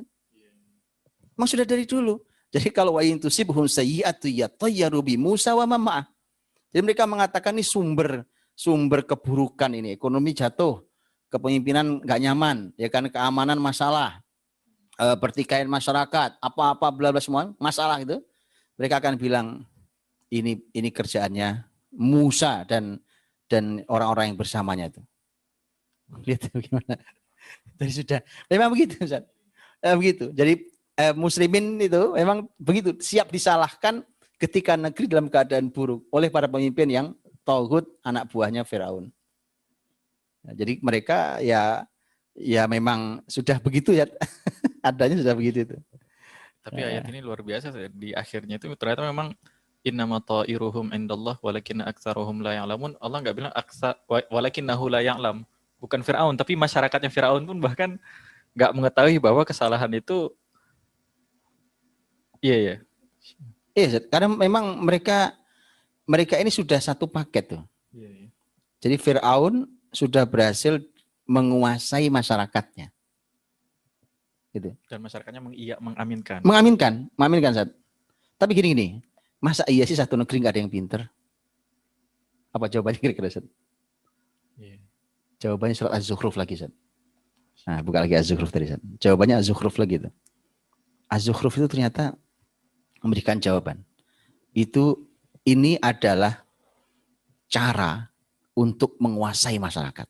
Tapi gaya Fir'aun. Jangan ditiru. Tapi saya bacakan ayat yang bicara. Iya. Ya kan? Az-Zukhruf ayat 54. Lihat Quran itu ajaibnya dengan satu kata itu ternyata dia kunci segala hal. Fastakhaffa qaumahu fa'ata'uh. Innahum kanu qauman fasikin. Nah, saya kasih matematika kepemimpinan tauhid. Ini ayat ini. Az-Zukhruf 54. Fastakhaffa qaumahu artinya adalah Fir'aun itu dari istighfaf.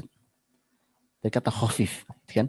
Istighfaf itu kan maknanya dia berhasil meremehkan, merendahkan. Apa yang direndahkan? Kalau istighfaf itu istighfaful uqul. Jadi Fir'aun itu berhasil menjatuhkan akal masyarakatnya. Membuat menjadi remeh akal masyarakatnya. Oke. Nanti kita tahu apa sebabnya. Kalau karena sudah berhasil meremehkan, merendahkan, menjatuhkan akal masyarakatnya, fa'ata'uh, maka masyarakatnya taat sama dia. Bahkan logika tidak masuk pun ditaati. Kayak tadi contohnya, apa hubungannya antara kenabian dengan gelang emas? Tapi karena sudah ringan otaknya, ya kan, sudah sepele, apapun yang diberikan itu dimakan. Jadi cara untuk menguasai masyarakat adalah perbodohi mereka, buat mereka bodoh. Buat berpikir mereka itu remeh-temeh. Bagaimana bisa membuat masyarakat menjadi berpikir remeh? Penutup ayatnya. Innahum kanu qauman fasiqin. Karena ini masyarakat yang fasik. Masyarakat itu kalau fasik, senang dosa, itu pasti otaknya encer, otaknya receh. Ya. Jadi orang tuh, masyarakat itu, siapapun orang yang senang dengan kefasikan dan dosa, pasti otaknya receh. Jadi kita balik hukumnya, Zat. Kalau otak orang receh, berpikirnya receh-receh, kecil-kecil, berarti dia adalah orang fasik. Karena orang-orang yang beriman tidak ada yang berpikir kecil, Ustaz. Walau dia mungkin orang miskin, tapi berpikirnya besar. Walau dia rakyat biasa, berpikirnya besar. Itu orang beriman. Begitu kan? Ya. Kita ini diajari untuk bermanfaat bagi orang lain. Khairukum anfa'ukum linnas, ya kan? Kalian harus bisanya apa sekarang? Saya ini terbaik malah dalam Islam. Khairukum man ta'allamal Qur'ana wa 'allama. Dia berupaya untuk, saya nggak bisa nyumbang uang, tapi saya bisa ngajari Quran. Itu yang terbaik malah. Dan seterusnya. Jadi orang terus berupaya untuk menjadi orang besar, berpikir menjadi orang yang bermanfaat. Nah ini enggak. Berpikir receh, ya kan? Jadi hati-hatilah teman-teman. Kalau punya generasi, punya anak-anak kok berpikirnya receh-receh gitu. Wah, coba harus khawatir jangan-jangan mereka adalah penggemar dosa. Innahum kanu qauman fasiqin. Karena mereka fasik, maka berpikir receh. Karena berpikirnya receh, maka mudah dikuasai tauhid. Karena apapun yang dilemparkan oleh pemimpin zalim, maka pasti orang-orang berpikir receh ini akan taat. Nah, ini matematikanya pemimpin tauhid. Az-Zukhruf 54. Dia dibacakan bukan untuk ditiru loh. Ya kan? Tapi difasilitasi mereka untuk berpikirnya receh. Sehingga nanti ketika apapun logika yang disampaikan, bahkan tidak logis sekalipun, akan diserap, akan diterima, dan mereka bilang, iya benar juga nih. Ada benarnya nih. Jadi apapun yang disampaikan. Nah jadi Fir'aun ini luar biasa. Pinter kan? Iya. Iya, pinter sekali dia. Nah, lanjut. Ya. Itu media, Zat. Media itu sedahsyat itu dia menguasai, sehebat itu dia pegang supaya dia bisa berlaku apa saja sesuai yang dia inginkan. Ya. Masya Allah. Ini banyak pembahasan tentang Fir'aun, artinya kalau kita aplikasikan mungkin bisa ucapannya Imam Ghazali saat ya. Araftu syarra lil syarri. Saya mengenal yang buruk itu bukan untuk yang buruk, tapi untuk preventif, untuk mempersiapkan. Kalau yang buruk ini datang, saya sudah punya tindakan yang harus saya lakukan untuk menghadapinya. Dan pendekatan ini ternyata ya ini sudah menjadi ini sudah menjadi pepatah baik di timur ataupun di barat. Di timur orang bilangnya at-tarikh yu'idu nafsah, sejarah mengulangi dirinya. Di barat orang history will repeat itself, sejarah mengulangi dirinya, dan orang nggak beriman pun mengakui ini. Dan ternyata yang dilakukan Fir'aun ini dilakukan oleh orang-orang pada hari ini juga. Caranya mirip. Jadi memang opini itu dibangun, bahkan hal-hal yang sangat bodoh sekalipun itu diiyakan gitu. Dan diberikan jawaban yang logis itu malah dimentahkan gitu. Dan itu terjadi juga. Iya, terjadi juga hari ini. Saya tambah sedikit. Iya. Surat Ghafir atau surat Al-Mu'min ayat 26. Ini ajaib nih, aneh lagi nih.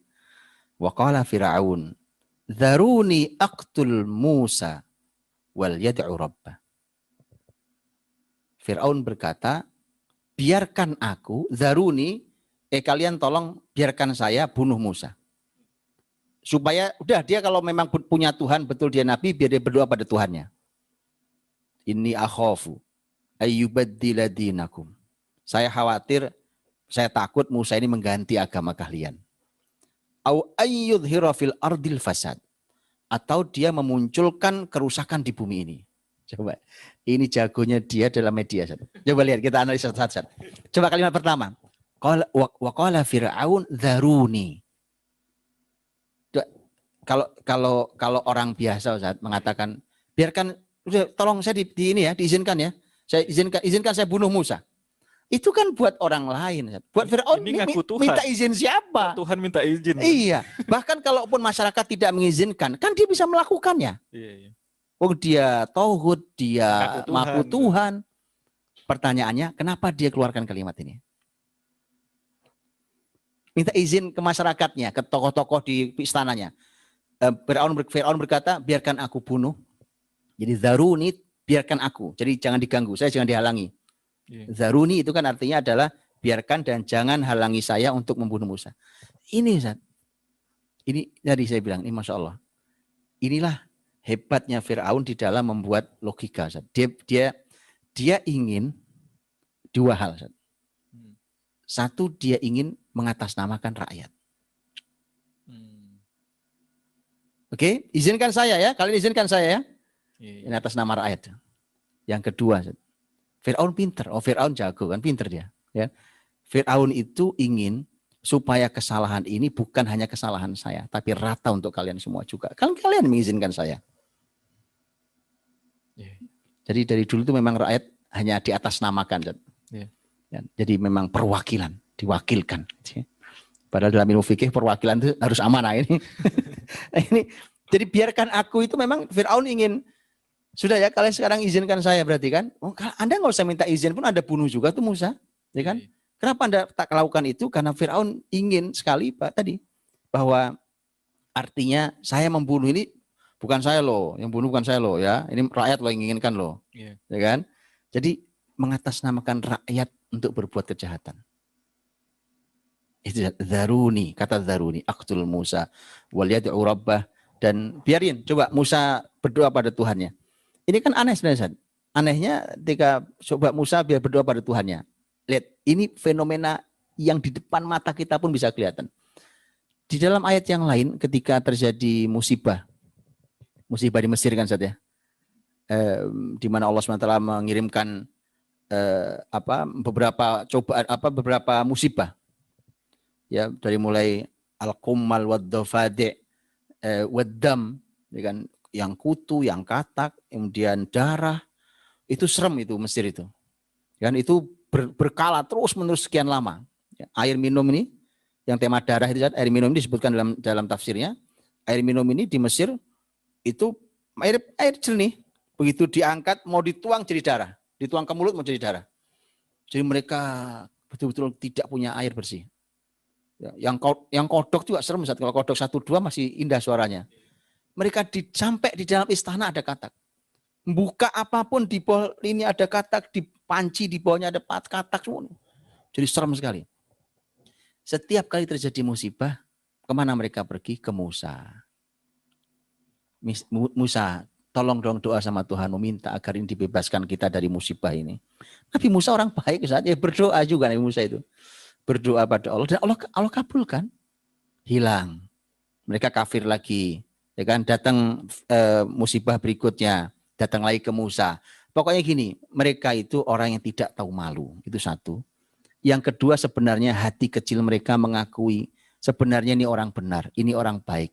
Yang kalau dia doa dikabulkan. Jadi kalimat yang di ini, yang di surat Ghafir 26 yang kita baca ini, wal yad'u rabbah, sebenarnya Fir'aun pun tahu, ini kalau Musa doa betul sama Tuhannya, selesai juga kita nih. Tapi kan namanya kalimat media harus begitu.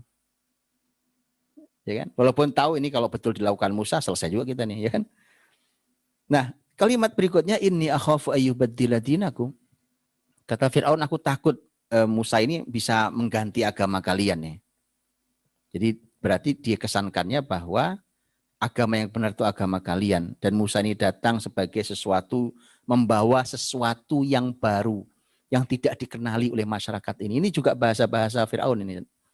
Jadi Islam ini datang, tapi dipotretnya sebagai hati-hati loh, ini barang baru loh. Jangan Ini sampai tradisi kita. Ya. jangan sampai dia merusak tradisi nenek moyang kita. Iya. Bahaya nih. Itu, dan dia terakhirnya au ayyudhira fil ardil fasad. Atau saya takut juga nih, ini Musa nih akan berbuat kerusakan di bumi. Yang rusak siapa? Tidak ada kerusakan yang melebihi kemusyrikan. Siapa yang berbuat kerusakan? Fir'aun. Iya. Tapi data itu dibalik. Siapa yang rusak? Anda yang rusak. Padahal yang rusak yang nuduh. Nah, itu juga gaya komunikasi Fir'aun. Kayaknya udah ini saat kita ini udah ngomongin Fir'aun dari tadi. Ya kan? Iya, harus ada kelas Musa sendiri nih. Ini kelas Musa sendiri. Untuk kan dalam sejarah, Musa ternyata Firaun itu sekian tinggi kekuasaannya dan sampai dia pada level mengaku Tuhan itu pun ternyata runtuh oleh Musa. Berarti kita juga harus ada kelas Musa yang bisa meruntuhkan bangunan Firaun ini. Betul, Ustaz. Insya Allah, tabarakallah. Insya Allah nanti kita bicara. Ini kan juga tidak semua, Ustaz. Ini juga bicara tentang sebagian Firaun. Tapi sekali lagi ketika Firaun itu diungkap dalam Quran dalam jumlah yang sangat banyak. Dan Nabi Muhammad pun bahkan juga dengan para sahabat pun menyampaikan tentang Fir'aun. Bahkan tadi itu Abu Jahal mati oleh Nabi disebut ini Fir'aunnya umat ini.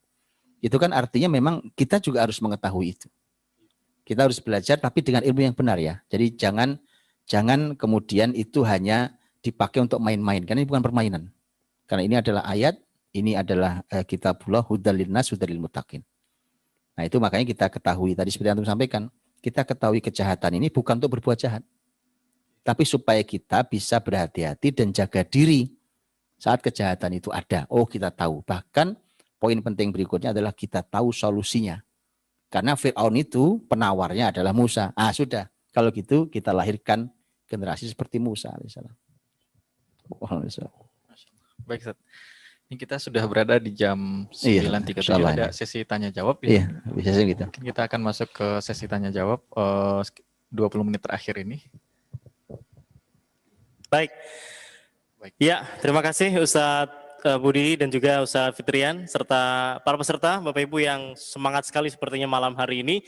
Tadi saya ditanya sama panitia, ini judulnya apa ya? Mungkin judulnya 1,5 jam bersama Fir'aun tadi seperti disampaikan. Karena ternyata banyak sekali apa yang kita lihat, realita di masyarakat itu sudah dipraktikkan ya oleh Fir'aun, atau jangan-jangan mereka berguru ke sana ya, mereka mempelajari Al-Quran juga, akhirnya menjadi tanda kutip seperti yang disampaikan Ustadz tadi itu. Baik, dan memang harus ada penawarnya, harus ada solusinya, berarti harus ada nanti juga kajian tentang Musa alaihissalam. Begitu Ustadz ya? Oke.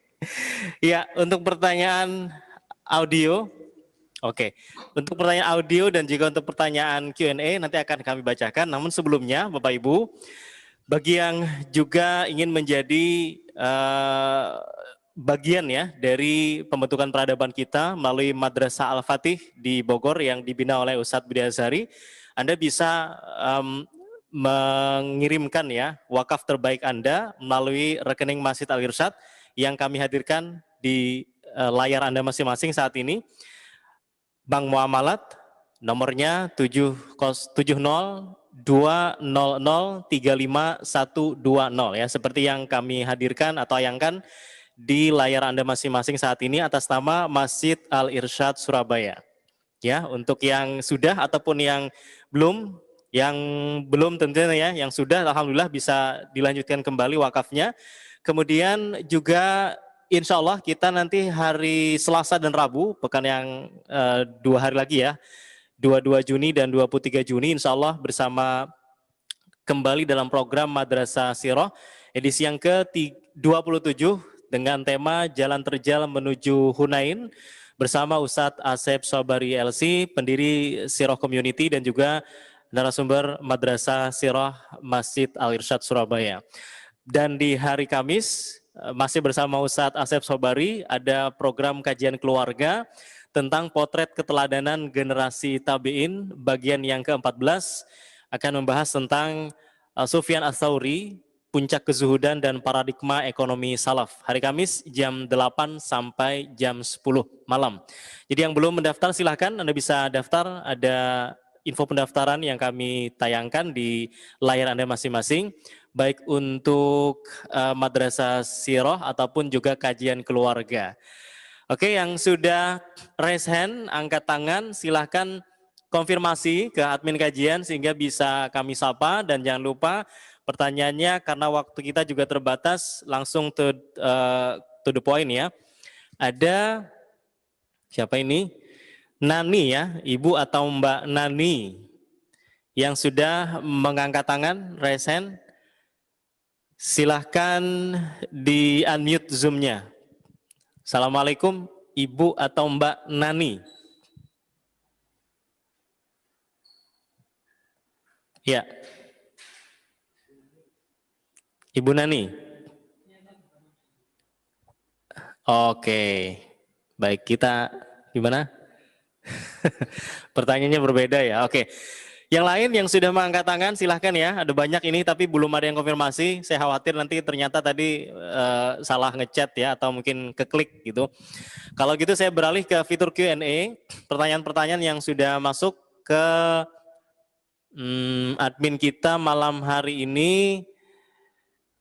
Oke. Dari Ibu Aidah. Jazakumullah khairan atas kesempatan yang diberikan. Semoga Ustadz Budi Ashari dan Ustadz Fitrian diberikan kesehatan oleh Allah Ta'ala. Bertanya tentang kisah Fir'aun dan Nabi Musa tadi tentang jasa, berarti Ustadz seorang da'i itu harus terbebas, apakah seorang da'i itu harus terbebas dari penguasa ya, supaya ketika mengatakan yang hak itu tidak terpengaruh oleh siapapun. Kemudian yang kedua, begitu juga seorang guru harus ikhlas dalam memberikan ilmunya kepada santrinya. Jangan kayak Fir'aun tadi ya, diungkit-ungkit gitu maksudnya. Jangan ada ungkapan, itu kan karena saya, dia bisa seperti sekarang gitu. Apa betul seperti ini Ustaz? Ya, pertama begini, kalau babnya adalah kita harus menghindari penguasa. Itu kalau babnya adalah menghindari penguasa atau menghindari kekuasaan dalam makna 100% tidak. Mengapa? Karena tetap bahwa Nabi Muhammad SAW pun menyampaikan tentang pentingnya sekelompok orang yang harus menasihati penguasa. Kan tidak kemudian malah ditinggalkan untuk orang-orang yang fasik umpamanya atau orang kafir. Atau kemudian meninggalkan kekuasaan. Loh, kita ini malah disuruh mengambil kekuasaan. Gitu, Muslim itu begitu. Karena bahkan para ulama sudah katakan, ada hal-hal yang bisa diselesaikan dengan pedang yang tidak bisa diselesaikan oleh Quran. Gitu ya. Artinya memang itu memang semua ada ruangnya, karena itu semua syariat. Pedang ya syariat, ini ya syariat, Quran ya syariat. Maknanya apa? Karena Quran juga mengatur tentang kepemimpinan. Hadis Nabi juga menyampaikan tentang hal itu. Mengapa? Karena tujuannya supaya kalau kepemimpinan di tangan orang baik, harta di tangan orang baik, kan kemudian itu adalah menjadi senikmat-nikmatnya harta. Nah disitulah maka maknanya bukan menghindarinya. Tetapi kalau tadi kisahnya adalah bahwa kalau kita ini adalah orang yang menyatakan diri mau dengan bahasa hari ini umpamanya jihad siasi. Gitu. Oke, kita mau berjihad, tapi dari dunia politik kepemimpinan, umpamanya jihad siasi. Oke, bagus. Tapi kemudian apa targetnya, apa keinginannya? Kalau targetnya besar, keinginannya besar, tegakkan syariat ini, itu artinya Anda akan berhadapan dengan tauhid-tauhid yang memimpin, umpamanya gitu ya. Dengan orang-orang yang tidak suka dengan syariat ini, maka kalau yang bisa menghadapi pemimpin-pemimpin zalim seperti Fir'aun itu, maka harus orang seperti Musa dan Harun, di mana tidak mudah bahkan buat seorang Musa yang sebenarnya tidak sedang mengemis jasa, bahkan itu didapatkannya sesuatu yang terpaksa dia dapatkan dari kecil didapatnya, dan itu ternyata pun masih diungkit. Artinya maknanya begini, itulah mengapa di dalam sejarah Islam ada sebagian para ulama-ulama itu ada yang bahkan rela untuk dipenjara, rela untuk dihukum gara-gara dia lari dari para pemimpin. Diangkat jadi hakim nggak mau, diangkat jadi qadhi nggak mau. Termasuk sahabat Nabi SAW, Abdullah bin Umar itu lari sampai lari ke Mekah nggak mau jadi hakim. Itu pilihan-pilihan. Dan umpamanya gini, Imam Abu Hanifah rahimahullah ta'ala itu memfatwakan bahwa menerima hadiah penguasa haram hukumnya. Ya, itu Imam Abu Hanifah. Makanya kalau kita bahas dalam kitab fikih, ya kita buka dalam kitab fikih, ada pembahasan gini, umpamanya gini, saya sama Ustaz Fitrian berteman sudah lama. Suatu hari Ustaz Fitrian ini jadi presiden. Oke. Karena kita berteman sudah sangat lama, kemudian ya kita sudah saling bertukar hadiah, biasa namanya teman. Tapi ketika sekarang Ustaz Fitrian jadi presiden, ulama membahas, ada yang salah satu fatwanya begini, maka Budi Azhari tidak boleh terima hadiah dari Ustaz Fitrian sepanjang dia jadi presiden. Nanti kalau sudah selesai jadi presiden, maka tukar hadiah kita lakukan lagi sebagai seorang teman. Sampai ada yang segitu hati-hatinya.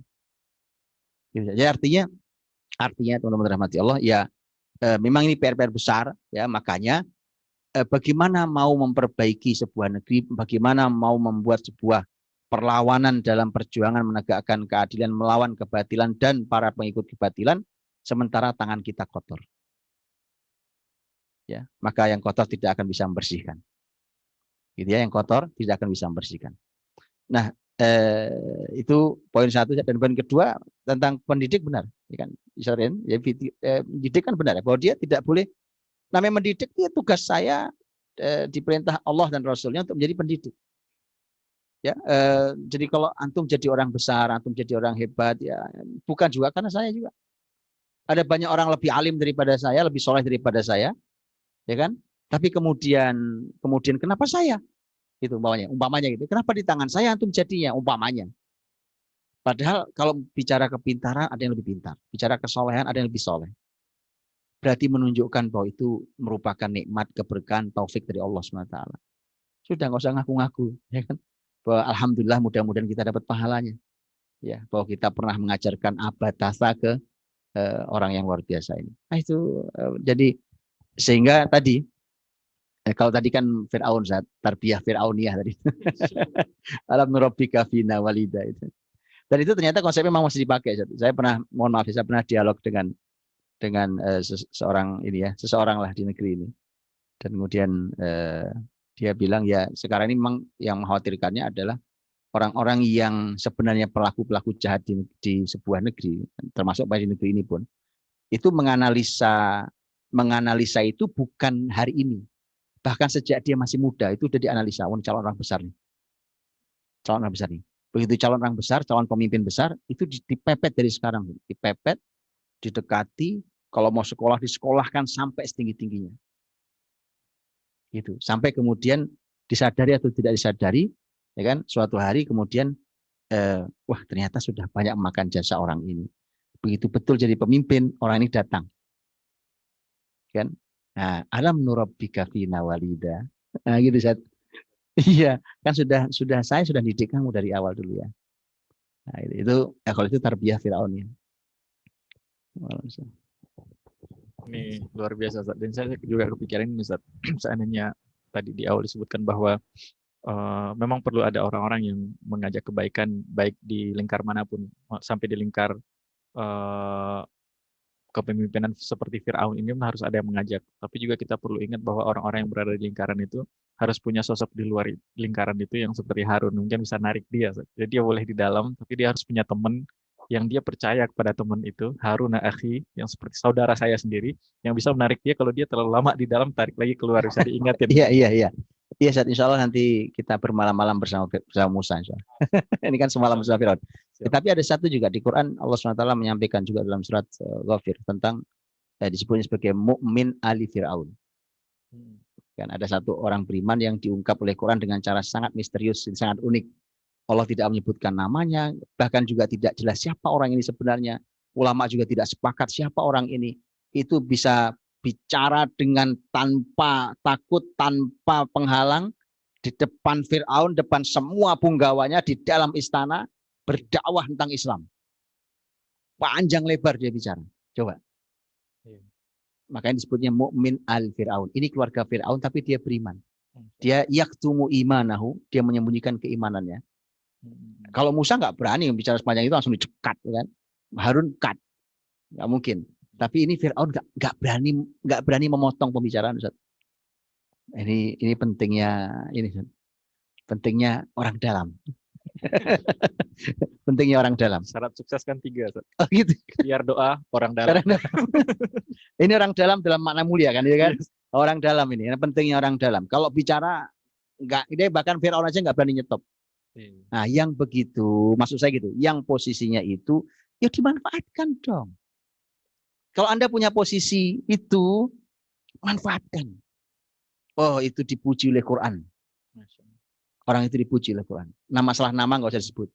Tapi dia terus berkarya, menasihati, bahkan menyampaikan dakwah dan seterusnya. Karena saat dia bicara, bahkan pemimpin zalim ini pun nggak berani memotongnya.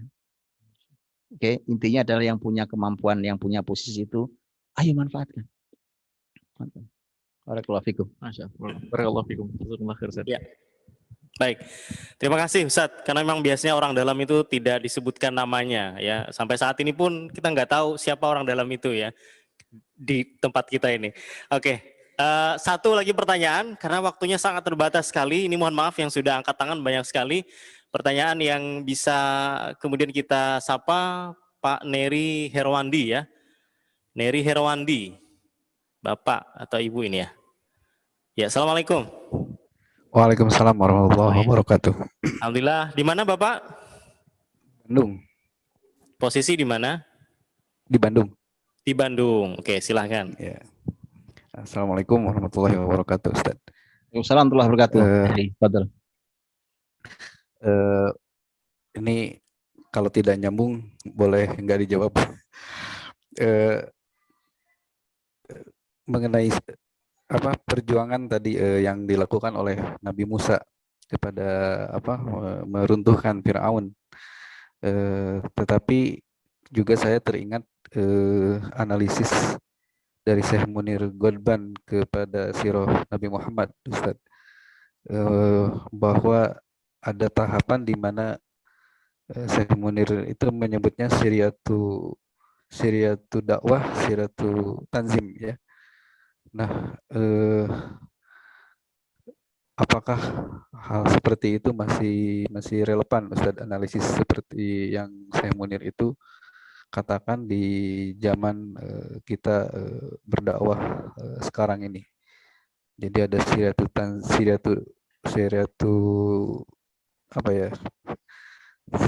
tanzim dan siriyatu dakwah, kemudian jahriyatu dakwah, siriyatu tanzim, yang seperti itu, Ustadz. Ada 5 kalau saya tidak salah.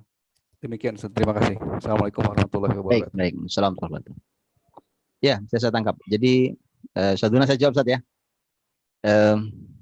Jadi, pembahasan para ulama tentang tema sirriyah dan jahriyah, dari itu ada pembahasan, saya menurut Qutban juga menulis itu dengan detail, diantaranya di dalam bukunya Al-Manhaj Haraki. Dan pembahasan tentang sirriyah, jahriyah itu, para ulama sejarah lain pun membahasnya. Dan pembahasannya salah satu tulisan saya lupa siapa yang menyampaikan, mengatakan bahwa sesungguhnya tema sirriyah itu akan terus ada sampai akhir zaman, karena ini bukan syariat yang dihapus, dan itu nyata. Sirriyah dan jahriyah itu nyata. Sekarang begini, kalau muslimin memiliki perencanaan di internal muslimin, kan tidak mungkin dibuka. Kalau kemarin kita di Masjid Al-Irsyad Surabaya juga saya membahas tentang tema Palestina. Wah, itu kalau sudah seperti itu kan tidak mungkin perencanaan muslim itu dibuka. Kok dibuka? Bocor saja tidak boleh.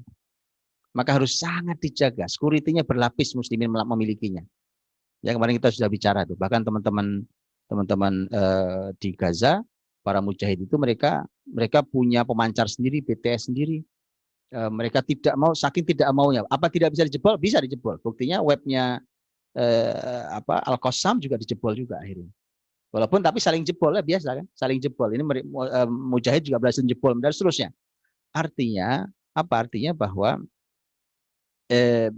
pasti akan selalu ada yang sirriyah, selalu ada yang rahasia di muslimin. Nabi Muhammad SAW itu sirriyah sebenarnya bukan hanya di Mekah. Kalau di Mekah itu memang secara besar, secara umum sirriyah selama 3 tahun. Jadi Nabi bahkan tidak berdakwah secara terbuka, tidak ceramah di depan umum selama 3 tahun. Tapi kemudian bukan berarti di Madinah sudah tidak sirriyah, ada. Cuma levelnya beda-beda. Contoh, saya berikan contoh. Coba lihat kisah, ini saya kasih 2 contoh nih, saya penutup. Lihat kisah ketika Nabi ketika suatu hari Abu Bakar As-Siddiq radhiyallahu anhu datang ke rumah putrinya yang juga Ummul Mukminin Aisyah radhiyallahu anha. Begitu melihat ada tumpukan barang yang sudah rapi, maka Abu Bakar tahu bahwa Rasul mau pergi. Anehnya, Abu Bakar kok enggak tahu? Orang terdekatnya loh. Ini aneh nih. Aneh kalau Rasul pergi, Abu Bakar enggak tahu, itu aneh. Maka kemudian Abu Bakar nanya ke putrinya, Rasul mau pergi? Kata putrinya, iya, wahai ayah. Kemana? Kata Aisyah, saya juga tidak tahu. Saya hanya diminta untuk menyiapkan barang untuk kepergian begini. Nah, itu tahukah itu? Itu peristiwa yang Nabi merahasiakan, dirahasiakan bertahap, dan itu nanti rahasianya Ustadz, levelnya adalah muslimin di satu negeri. Itu Madinah, musliminnya, ya Nabi punya rahasia untuk seluruh muslimin bahwa, wahai muslimin, kita akan pergi untuk Fathu Makkah tahun 8 Hijriah. Tapi tidak boleh bocor sama sekali. Makanya budak wanitanya Hatib bin Abi Balta'ah radhiyallahu anhu yang membawa surat dan itu nanti pasti akan bocor, itu langsung turun wahyu dan dikejar, harus ditangkap untuk dikembalikan dan diambil surat yang akan membocorkan itu. Saking bahwa ini artinya rahasia levelnya level negeri dan yang tahu hanya boleh muslimin. Itu ada strateginya. Oke. Ada rahasia itu yang tahu bahkan hanya orang sangat dekatnya Nabi. Sahabat itu sering mengatakan begini, kami melihat Rasul Abu Bakar Umar jalan. Rasul Abu Bakar Umar duduk. Rasul Abu Bakar Umar masuk kebun. Rasul Abu Bakar Umar keluar dari kebun. Bertiga Rasul Abu Bakar Umar. Tapi sahabat tidak tahu yang dibicarakan apa sebenarnya. Mereka sedang membahas apa. Tapi karena masalah, karena memang itu memang lapis-lapis. Nah, Nabi itu punya lapis-lapis. Jadi kalau kita belajar sirah nabawiyah, kita tahu bahwa bukan hanya bicara tentang al-haq, tapi ada strategi yang hak, yang benar untuk menegakkan al-haq. Nah, itu yang harus kita pahami dan artinya bahwa dia berjalan sesuai dengan, asal tidak melanggar syariat. Asal tidak melanggar syariat, bahwa kaidah tentang sirriyah, jahriyah, itu kaidah yang terus berjalan. Wallahu ta'ala alam bissawab. Ini luar biasa, Ustaz. Di malam ini kita belajar tentang Fir'aun dan bagaimana Fir'aun menguasai opini masyarakat yang begitu banyaknya dan bisa menganggap apa yang baik sebenarnya itu menjadi buruk di mata masyarakat, dan sebaliknya hal yang buruk itu bisa menjadi baik. Dan Fir'aun berani menuduh di depan masyarakat bahwa Musa membunuh seseorang, dan masyarakat bisa lupa bahwa Fir'aun sudah yudzabbihuna abna'akum wa yastahyuna nisa'ahum, yang sudah membantai, bukan membunuh lagi, membantai banyak sekali anak-anak. Tapi masyarakat itu bisa lupa bagaimana perbuatan Fir'aun, dan Fir'aun bisa mengingatkan bahwa Musa punya perbuatan juga. Ini Masya Allah, ada banyak sekali ilmu yang bisa kita pelajari di sini, baik ilmu kita secara untuk level besar makro, pembahasan tentang negeri ini, ataupun sampai level terkecil kita sebagai guru. Kalau kita sebagai guru, apakah kita berharap jasa dari murid, kita menyebutkan jasa kita kepada murid, itu ternyata ada Fir'aun kecil juga dalam diri kita. Jadi ini pembahasan Musa dan Fir'aun, terutama pembahasan Fir'aun yang kita kaji pada malam ini, memberikan banyak sekali ilmu buat kita, baik secara dalam hal besar, bagaimana Fir'aun mengelola negara dan sampai mungkin pada level terkecil apakah ada sifat-sifat Fir'aun dalam diri kita masing-masing. Mungkin Ustaz mungkin ada terakhir Ustaz, untuk penutupan karena sudah mau jam Ya, 9. sudah hampir jam 10. Jazakumullah khair. Teman-teman semuanya, kita belajar tentang Fir'aun sebagai puncak kezaliman dan puncak tauhid yang melampaui batas, supaya kita tahu bahwa al-batil itu akan terulang di setiap zaman, mungkin mirip, mungkin sama. Ya, kemudian setelah itu yang paling penting buat kita adalah setelah kita menganalisa penyakitnya, kita harus tahu penawarnya. Kita harus mengerti obatnya, maka insya Allah nanti di pertemuan berikutnya kita akan mencoba untuk mendapatkan penawarnya. Siapa tahu kemudian lahir Musa yang terlahir dari rumah-rumah kita. Wallahu a'lam bishawab. Allahumma amin. Terima kasih banyak Ustaz. Barakallahu fikum. Jazakumullah khair. Demikian terima kasih banyak kami dari studio yang ada di Depok. Mengucapkan terima kasih kepada Bapak, Ibu, Ayah, Bunda, teman-teman, saudara-saudara semuanya yang sudah hadir di sini, dan juga terima kasih jazakumullah khair, jazakumullah ahsanal jaza atas semua wakaf yang sudah kita lakukan. Semoga Allah senantiasa mengalirkan pahalanya untuk kita sekalipun nyawa sudah tidak di badan. Demikian kami mohon maaf jika ada kesalahan dan kekurangan, dan kami kembalikan ke studio 1. Tafadhol. Waalaikumsalam Ustadz, dan sebelum kita tutup kita akan berdoa dan mohon Ustadz Budi untuk memimpin doa malam hari ini. Baik, kita tutup dengan doa. Mudah-mudahan Allah SWT meridhoi seluruh amal ibadah kita dan menerimanya sebagai amal-amal kemuliaan, dan semoga Allah SWT mengizinkan kita untuk bisa berperan dalam kebangkitan Islam, dan diizinkan kita untuk melihat saat kebangkitan itu ada dan muncul di muka bumi, ditegaknya syariat Allah di bumi Allah SWT. Allahumma salli wa sallim barik ala nabiyina Muhammadin wa ala alihi wa sahbihi ajma'in. Walhamdulillahirabbil alamin hamdan yuwafi ni'amahu wa yukafi'u mazida. Ya Rabbana lakal hamdu wa lakal syukru kama yanbaghi li jalali wajhikal karim wa 'azimi sultanik. Allahumma ati nufusana taqwaha wa zakkiha anta khairu man zakkaha anta waliyuha wa maulaha. Rabbana hab lana min ladunka dzurriyyatan thayyibah innaka sami'ud du'a. Allahumma barik lil waqifina wal waqifat amwalahum wa a'malahum wa a'marahum wa ahalihim. Allahumma barik lahum fihim wa barik lahum fi hayatihim ya arhamar rahimin ya mujibas sailin. Rabbana la tuzigh qulubana ba'da idh hadaitana wa hab lana min ladunka rahmah innaka antal wahhab. Rabbana ighfir lana wa liwalidina warhamhum kama rabbawna shighara. Rabbana atina fid dunya hasanah wa fil akhirati hasanah wa qina adzabannar. Subhana rabbika rabbil izzati amma yasifun. Wassalamun alal mursalin walhamdulillahi rabbil alamin.